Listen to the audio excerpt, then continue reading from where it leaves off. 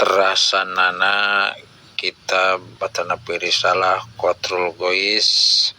masih dina halaman 2. Bismillahirrahmanirrahim. Qala al-musannifu rahimahullahu ta'ala wa nafa'ana bihi wa bi ulumihi wa amadana bi asrarihi wa a'adana min barakatihi fid darain amin.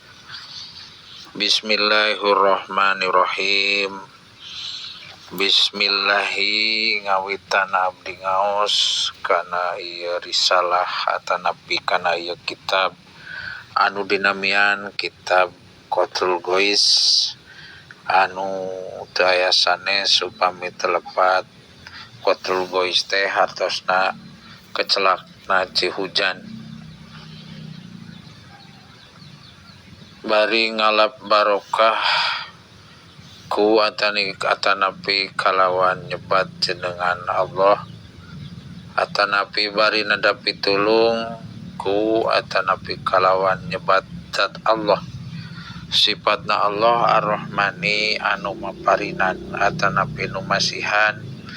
kana pirang-pirang nikmat ageng itu Allah pikeun makhlukna atau ka makhlukna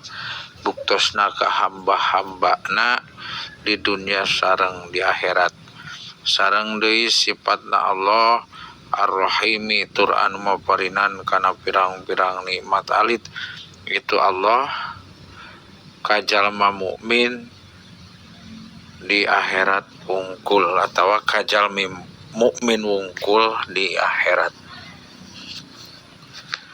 Fasmul jalalati maka ari ismul jalalah buktina lapad Allah eta laesa lain itu lapad Allah teh eta bimustaqin isi mustaq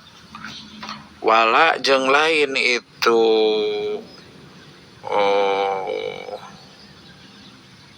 ismu jalalah teh mankulin isi mankul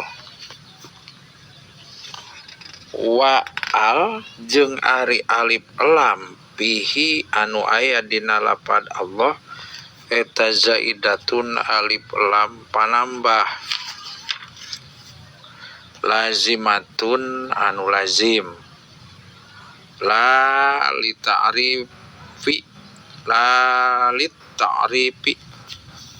lain pikeun maedahkeun kana ma'rifat bal tetapina wudi'a diwadokeun itu lafad Allah atanapi ismul jalalah teh yani bal tetapina wudi'a diwadokeun itu ismu jalalah atanapi lapad Allah. Kadzalika eta tetepnya kitu deui itu ta'rif atawa ma'rifat ari wa huwa jeung ari itu lapad Allah teh eta ismun isim jami'un anu ngumpulkeun li jami'i asma'illahi kana sakabeh jenengan Allah atanapi asma Allah al-husna anu sarae wa sifatihi jeung pirang-pirang sifatna Allah al-ulia anu maha luhur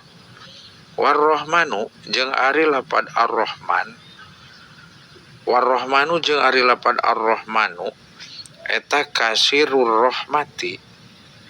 anu seueur rahmatna